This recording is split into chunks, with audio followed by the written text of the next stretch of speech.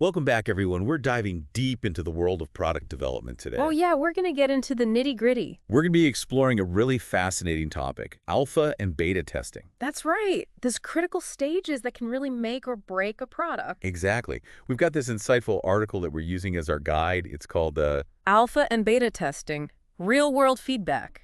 Alpha and beta testing, Yeah. real-world feedback. And I think what's so cool about this topic, Well, it's something everyone can relate to. like imagine you're launching a product. Wouldn't you want to know how to, Oh, absolutely. To find those little kinks and smooth them out Yeah, before before it hits the market? it's like having a secret weapon. Yeah, that's a great way to put it. A secret weapon to ensure your product is top-notch. Exactly. Because real-world feedback, that's the key. Okay, so let's break this down starting with the basics. Sure. What exactly is alpha testing? When I hear that term, I kind of picture like, Well, it sounds mysterious, doesn't it? It's like- almost like a secret society.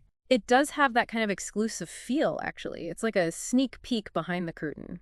Oh, yeah. Happening within the company itself. So developers, QA, specialists. So it's that first round of testing, but with an internal team Right. Very controlled environment. to make sure everything is running smoothly. Yeah, like a dress rehearsal before the big opening night. Ah, I like that analogy. Want to make sure the actors know their lines, the set is in place. And that there are no, like, wardrobe malfunctions, right? Exactly.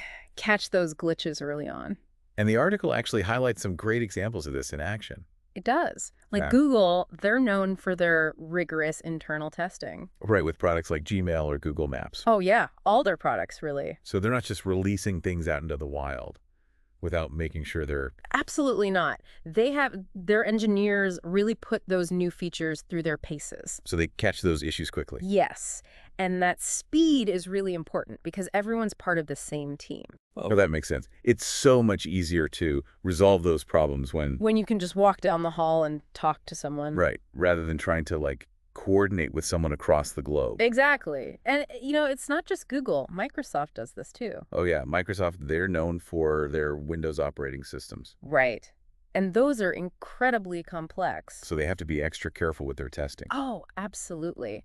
Their alpha testing phases are incredibly meticulous. I can am down. They test on all sorts of different hardware configurations, try to break things, To make sure it's as stable as possible before... before it ever reaches beta testers. Yeah. Okay, so that brings us to beta testing. How is that different from alpha? Well, alpha testing is all about that controlled internal environment. Right, we talked about that, yeah. But beta testing, that's where we shift our focus to the real world. Oh, okay, so it's like opening night Exactly. You're letting actual users interact with the product. in their own environments. Right, with their own devices, their own habits, the whole 9 yards. I see, so you're getting a much wider range of feedback. Absolutely, and that's what makes it so valuable. So alpha's behind the scenes and beta's out in the wild. That's a perfect way to put it. And that real-world feedback, that's gold. So who's doing this beta testing thing really well? Are there companies that stand out? Oh, tons of companies utilize this. Spotify and Apple are great examples. Spotify. They'll invite users to try new features before they're released to everyone. So they're getting that feedback on usability and... Exactly. How smoothly things run, what people like, what they don't. Makes sense. And what about Apple? They're known for their... Their big iOS updates. Right, so they're doing beta testing with those. Oh, absolutely. Millions of beta testers. Wow, millions. Yep. They want to see how those updates perform on all sorts of different devices. That's impressive, but also kind of intimidating. Imagine sifting through all that feedback. It can be a lot, but that's where having robust feedback systems comes in. You need a way to organize and prioritize all that information. Exactly. And not just collect it, but analyze it. Actually use it to make decisions. That's so important, right? Oh, absolutely. And it's not just about finding bugs. It's about understanding how people are actually using the product. Right. What they love, what they hate, what's confusing. Yeah, because you can have a product that's technically perfect, but if it's not... If it's not user-friendly, it's gonna flop. Think about it. We've all used products that were just... Clunky, confusing. Yeah, totally frustrating. And that's what this feedback loop is all about, avoiding that frustration. Okay, so let's talk about some specific examples of how this real-world feedback has actually shaped products. Sure. The article talks about Slack, remember them? Yeah, the communication platform. Right. During their beta phase, they really listened to user feedback. Like what kind of feedback? People pointed out things that were confusing, hard to navigate. Oh, so like usability issues. Exactly. And the Slack team, they took that feedback seriously. They made changes. They did. They refined their design, made things more intuitive, easier to use. And that helped them become so successful. It was definitely a huge factor. It showed they cared about what users thought. Okay, so that's a positive example. Right, a company that really embraced that feedback loop. But what happens when companies ignore this feedback? Are there like, Ooh, there are cautionary tales, for sure. oh no, give us the dirt. Well, the article mentions a smartphone manufacturer who, let's just say, They didn't quite nail the beta testing phase. they did not. They rushed their product to market without adequate testing, Okay. and the phone was riddled with battery problems. Oh, it's sad. It was a disaster. Recalls, financial losses, damage to their reputation. Yikes. So it's a reminder that this stuff really matters. Oh, it's crucial. You can't just assume you know what users want. Okay, so we've established that both alpha and beta testing are super important. Essential, really. But I'm guessing there are challenges to these phases too. Of course. It's not all smooth sailing. What kind of challenges usually pop up? Well, each phase has its own set of potential pitfalls. Like what? Give us the lowdown. Okay, so with alpha testing, one of the big ones is the potential for bias. Bias. How so? Well, because the testing team is internal, they might be too close to the project. They might miss things because they're so familiar with it. Exactly. They might make assumptions about how users will interact with it. That makes sense. It's like when you write something and read it over and over. You miss typos because your brain just auto-corrects them. Yes. It's like your brain is filling in the blanks. Right. And in product development, that can lead to overlooking some critical usability problems. So how do you overcome that bias? How do you get a more objective perspective? One way is to bring in people from outside the core development team. Oh, fresh eyes. Exactly. Yeah. People who haven't been living and breathing the project 24/7. So they can point out those blind spots. Exactly. And another technique is to do what's called blind usability testing. Blind. What's that? It means the testers have no prior knowledge of the product. Oh. They're just given the product and asked to figure it out. So you're getting a truly fresh perspective. That's the idea. Seeing how someone who's completely new to the product would interact with it, That's smart. and it can be really eye-opening. Okay, so that's alpha. What about beta? What are the challenges there? Well, with beta, one of the biggies is maintaining user engagement. Engagement, meaning, Keeping those beta testers motivated and giving you detailed feedback. because you're relying on them to volunteer their time and effort, Exactly. And it can be tough to keep people engaged over time. especially if they're not seeing their feedback being implemented. Right, or if they're just getting frustrated with bugs and glitches. So how do you combat that? How do you keep those beta testers happy and engaged? Communication is key. You need to be upfront about what you're looking for. In terms of feedback. Yep. And how that feedback is going to be used. So they feel like they're part of the process. Exactly. And make it easy for them to report issues, share their thoughts. Don't make them jump through hoops. Right. The easier it is, the more likely they are to provide valuable feedback. Okay, what about managing expectations? That seems tricky, especially if... Oh, yeah, that's a big one, especially if beta feedback leads to delays. Which happens, right? It happens all the time, and you don't want to overpromise. You don't want to set unrealistic expectations. Right, because then people get frustrated. And if they're frustrated, they're less likely to provide helpful feedback. Exactly. So it's about finding that balance. Between transparency and managing those expectations. And making sure you're communicating clearly throughout the process. Okay, so it's about being upfront and honest with your beta testers. And letting them know that their feedback is valuable, but it's a process. That it takes time to implement changes. Right, and that they're seeing a work in progress. Not the finished product. Exactly. Okay, so we've talked a lot about the potential pitfalls of both alpha and beta testing. The things that can trip you up. But let's switch gears and talk about some best practices. The things you can do to make sure these phases are successful. Yeah, like what are some tips for companies who want to get the most out of these testing phases? Well, there are some key takeaways from the article that we can dive into. Let's hear them. What's the first thing companies should keep in mind? First and foremost, build diverse testing teams. Diverse, meaning... People with different backgrounds, skill sets, perspectives, So you're not just getting feedback from one type of person. Exactly. The more diverse your team, the wider range of potential issues you'll catch. Makes sense. And this applies to both alpha and beta, right? Oh, absolutely. You want a mix of internal and external testers. So you're getting feedback from people who are close to the project. and people who are completely new to it. Right, because those fresh eyes can be so valuable. They see things that you might miss. Okay, what's the second best practice? Establish effective feedback loops. Amy. Have a clear process for gathering, analyzing, and implementing feedback. So it's not just about collecting feedback, it's about actually doing something with it. Exactly. Feedback is only valuable if it's acted upon. And if it actually leads to changes and improvements. Right. Otherwise, what's the point? Okay, so we've got diverse teams and effective feedback loops. What's the third one? What else is crucial for successful testing? Communication. Clear and consistent communication with your beta testers. So keeping them in the loop, letting them know what's going on, Exactly. Set expectations about what kind of feedback you're looking for. and what stage of development the product is in. Right. And how their feedback will be used to shape the final product. Transparency is key. Absolutely. It builds trust and encourages those beta testers to stay engaged. So following these best practices can really increase your chances of launching a successful product. Oh, absolutely. It's like having a roadmap to guide you through the process. Okay, so these best practices, they're kind of like a cheat sheet for anyone launching a product. They're a great starting point, for sure. But beyond the specific steps and strategies, There's a bigger principle at play here, right, it's about really listening to your users making them feel heard and valued. and using their feedback to create something truly amazing. I love that. So let's talk about some real-world examples of companies that have actually done this well. Companies that have successfully navigated these testing phases and come out on top. Yeah, let's hear some success stories. What are some companies that really stand out? Well, let's revisit Slack. They're a fantastic example of a company that really embraced this feedback loop. During their beta testing, right? Exactly. They were relatively new to the market at the time. And they were determined to build something that people would love. They really wanted to get it right. And their target audience was. Teams, businesses, anyone looking for better ways to communicate and collaborate. So they launched a public beta program. They did. And they invited a wide range of users to try it out and share their thoughts. What were some of the things they did to make that beta program so successful?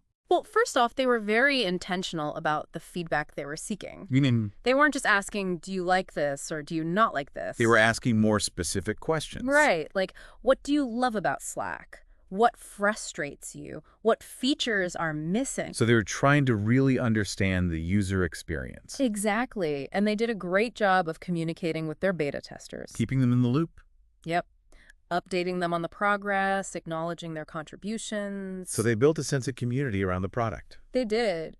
And that made people feel valued and invested. And the feedback they got, was it actually helpful? Oh, incredibly helpful. Users pointed out usability issues, suggested new features. Things they wouldn't have thought of on their own. Exactly. And the Slack team, they listened and they made changes. They iterated based on that feedback. Yep.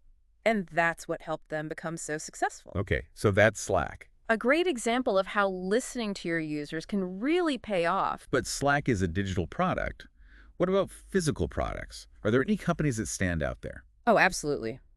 Apple, for example, is a master of beta testing with their iOS updates. Oh yeah, those big updates that everyone gets excited about. Exactly. They have this massive public beta program. With millions of testers. Yep, millions. It's incredible. I can't even imagine the logistics of managing that many testers. It's a huge undertaking, but it allows them to catch those pesky bugs. Before they release the update to the general public. Exactly. They want to make sure it works seamlessly on a wide range of devices. It's a quality control thing, but it's more than that, right? Right. It also helps them build a strong brand reputation. How so? By involving users in the testing process, they create a sense of transparency. Like they're saying, we value your feedback. Exactly. And that builds trust and loyalty. Okay, so we've seen how companies like Slack and Apple have used alpha and beta testing effectively. To create successful products that people love. But I'm curious, are there instances where these testing phases can actually backfire? Oh, absolutely. If they're not done properly, they can actually harm your product. Oh,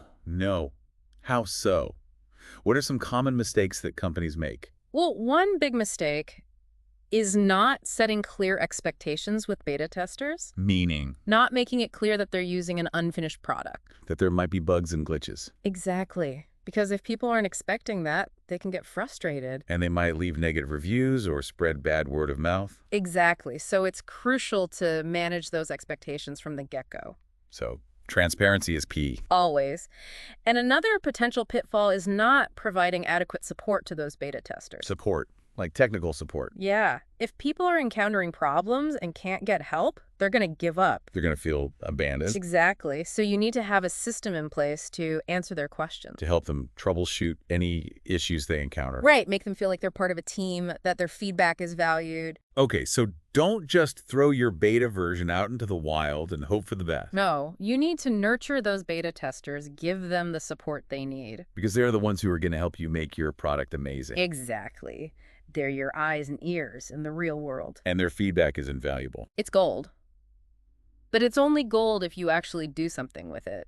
If you analyze it, act upon it, make changes. Right. Otherwise, it's just a bunch of data sitting there collecting dust. Okay, so we've talked about some potential pitfalls to avoid. The things that can trip you up. Let's revisit some strategies for effective alpha and beta testing. The things that can really set you up for success. What are some tips for companies that want to make the most of these crucial phases? Well, one of the most important things is to start planning for testing early on. Early. Like how early? Ideally from the very beginning of the development process. So it's not something you just tack on at the end. No, it should be an integral part of your development plan. I see. So you're thinking about testing from the get-go. Exactly. Because it's not just about finding bugs, it's about shaping the product. And making sure it meets the needs of your users. Right.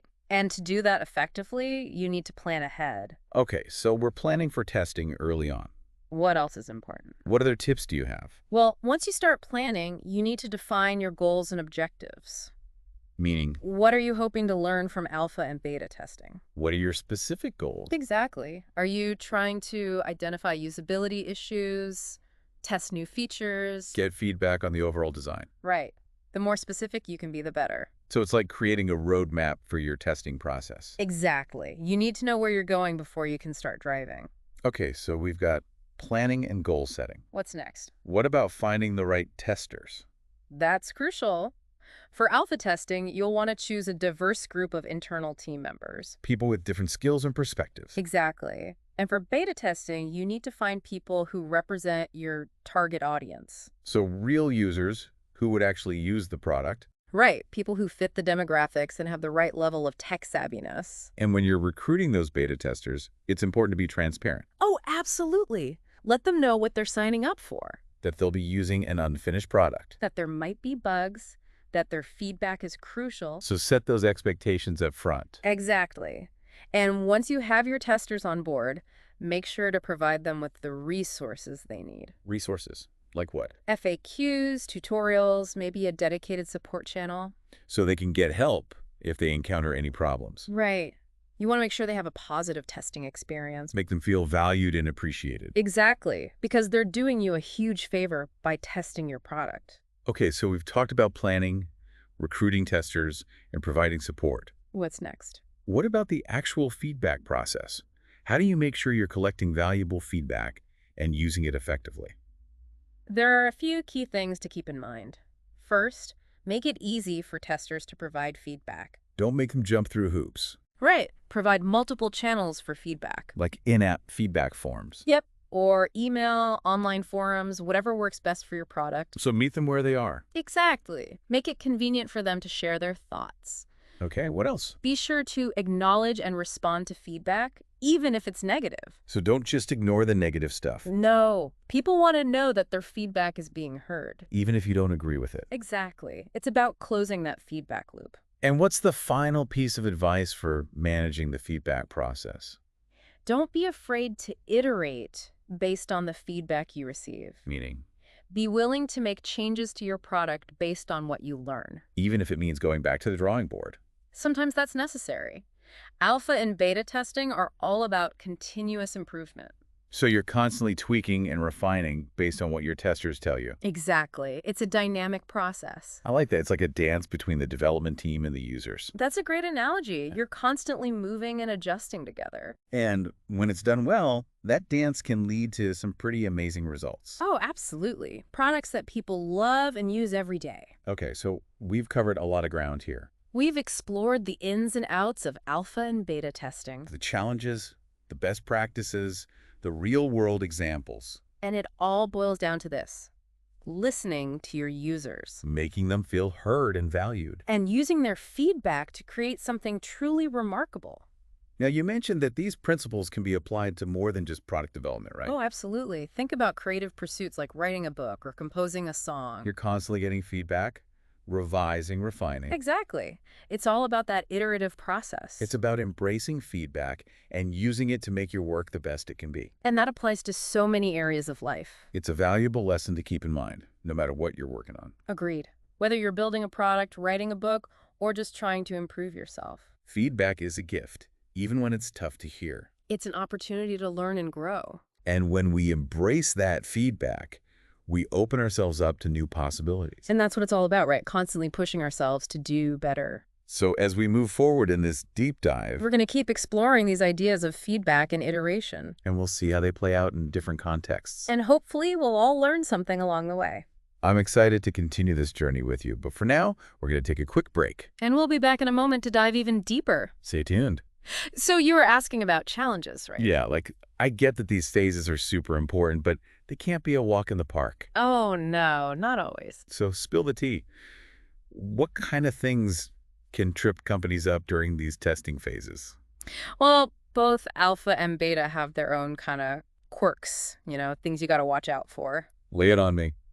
Okay, so alpha testing, one of the biggest things is that bias thing. Bias. What do you mean by that? Well, because you're testing internally, right? Your team can get a little too close to the project. Oh, I see. They're so familiar with it, they might miss things that a fresh pair of eyes would catch. Exactly. They might assume everyone will use it the same way they do. And that's not always the case. Nope. Real users, they come in all shapes and sizes, different levels of tech savvy. Different needs and expectations. Right. So you got to be careful not to let those internal biases creep in. So how do you, counteract that bias, get a more objective view of things? One way is to involve people from outside the core team, kind of like we talked about before. Oh, yeah, getting those fresh perspectives. Exactly. Someone from marketing or sales, even someone from completely different department. So they can point out things that the main team might have missed. Right. They haven't been living and breathing the project 24/7, so they can offer a fresh take. Makes sense. Anything else companies can do to get a less biased view during alpha? Well, there's this technique called, it's called blind usability testing. Blind usability testing. That sounds Yeah. kind of intense. It's actually pretty simple. You basically just give the product to someone who's never seen it before. And let them loose. Pretty much. You don't give them any instructions, you just observe how they interact with it. See where they get stuck, what they find confusing. Exactly. And it can be really eye-opening, seeing how someone who's totally new to the product would navigate it. I bet there were some funny moments during those sessions. Oh, for sure. You see people clicking on all the wrong things, getting lost in menus. But that's valuable information, right? Oh, incredibly valuable. It helps you identify those usability issues early on. Before you release it to the world. Exactly. You want to make sure your product is intuitive and user-friendly from the start. Okay, so that's alpha. What about beta? What Hmm. kind of challenges pop up there? Well, with beta, one of the biggest hurdles is keeping those beta testers engaged. Engaged, You meaning, make sure they actually stick around and give you detailed feedback. oh, I see, because they're basically volunteering their time. Right. They're not getting paid to test your product, so you got to keep them motivated. And how do you do that? Communication is key. Got to keep those lines of communication open. Like regular updates, asking for their input, Exactly. Let them know what's going on, how their feedback is being used. make them feel like they're part of the team. Right. And be responsive to their feedback. Acknowledge their contributions. So they don't feel like their time is being wasted. Exactly. You want to make sure they feel valued and appreciated. Okay, what about managing expectations? That seems like it could be tricky, especially when, Especially when beta feedback leads to delays. which happens, right? Oh, all the time. It's part of the process. So how do you handle that? How do you keep people happy when things don't go according to plan? Transparency is key. Be upfront with your beta testers about the timeline. Let them know that things might shift, that delays can happen. Exactly. And if delays do occur, explain why. Keep them informed. So they understand that you're not just ignoring their feedback. Yeah. Right. It's about building trust and maintaining that open communication. Okay, so transparency and communication are crucial for managing those expectations. Absolutely. And it's not just about preventing negative feedback. It's about fostering a positive relationship with your beta testers. Exactly. You want them to feel like they're part of the journey. that their contributions are making a real difference. Right. Because ultimately, their feedback is what's going to help you create a better product. A product that people will love and use. Exactly. So treat them well because they're your biggest asset. Okay, so we've talked a lot about potential pitfalls. The things that can trip you up. Let's shift gears and talk about some best practices. The things you can do to really nail these testing phases. Give us the inside scoop. What are some tips for companies who want to get the most out of alpha and beta? Well, one of the most important things, and we've kind of touched on this already, is building diverse testing teams. Diverse, meaning? People with different backgrounds, different skill sets, different perspectives. So you're not just getting feedback from one homogeneous group. Exactly. You want a mix of people who can approach the product from different angles. Because everyone uses technology differently, right? Right. Some people are super tech savvy, others are more casual users. And you need to get feedback from all those different types of users. Absolutely. And this applies to both alpha and beta testing. So for alpha, you want a mix of internal team members. From different departments, ideally. So you get a wider range of perspectives. Exactly. And for beta, you want a mix of external testers who represent your target audience. Okay, what's the second best practice? Establish effective feedback loops. Meaning? Have a clear process for gathering, analyzing, and implementing feedback. So it's not just about collecting feedback, it's about actually doing something with it. Exactly. You need a system for tracking feedback, prioritizing issues, and making decisions based on what you learn. And then actually implementing those changes. Right. Otherwise, the feedback is just sitting there collecting dust. Okay, so we've got diverse teams and effective feedback loops. What's the third one? What else is crucial for successful testing? Communication. Clear and consistent communication with your beta testers. Like we talked about before, right? Exactly. Keep them informed, answer their questions, acknowledge their contributions. Make them feel like they're part of the process. Right. Transparency is key. Because when people feel valued, they're more likely to give you honest feedback. Absolutely. And that honest feedback is what's going to help you create a better product. So those are the three big ones, right? Diverse teams, effective feedback loops, clear communication. It sounds simple, but I bet it's harder than it looks. It definitely takes effort, but it's worth it in the end. Because those testing phases can really make or break a product. They can, but if you approach them strategically and really listen to your users, You can create something truly special. something that people will love and use for years to come. And that's the ultimate goal, right? It is, to create something that makes a positive impact on the world. Okay, so let's get into some real-world examples. Companies that have really nailed these testing phases. Yeah. I want to hear some success stories. Mm. Give me the good stuff. So you were saying that these principles can be applied to like more than just building products, right? Oh, yeah, for sure. I mean, think about it. It's like that whole idea of feedback and iteration. Right. It's not just for tech companies. It's a universal thing. So like even if you're not developing a product, You can still use these principles to improve your work, your life, anything really. yeah, that makes sense. It's like I'm a writer, so There you go. You're constantly getting feedback, revising, editing. exactly. It's that whole iterative process that we've been talking Yeah. about. And it's not always easy. Sometimes the feedback you get can be tough to hear. Oh yeah, for sure. It's like you put your heart and soul into something. And then someone comes along and tells you it needs work. It can be hard to take sometimes. It can, but it's all about how you approach that feedback. So like, how do you shift your mindset to see feedback as a good thing? Well, it's about recognizing that feedback even when it's not delivered perfectly. Like sometimes people aren't very tactful, Right. They might not sugarcoat it. but they're usually trying to help, right? Most of the time, yeah. They want you to succeed. They want to see your work improve. So it's about separating the message from the delivery. Exactly. Focus on the substance of the feedback, not on how it's being presented. Okay, so that's a good starting point. But how do you actually, like, put that into practice? Well, one thing that helps is being open to feedback from a variety of sources. So don't just listen to your friends and family. They're great, but they might not be the most objective, They don't want to hurt your feelings. Exactly. So seek out feedback from people who will be honest with you, People who are maybe a little more critical. people who will challenge your assumptions. Okay, and once you get that feedback, what do you do with it? Well, first and foremost, listen.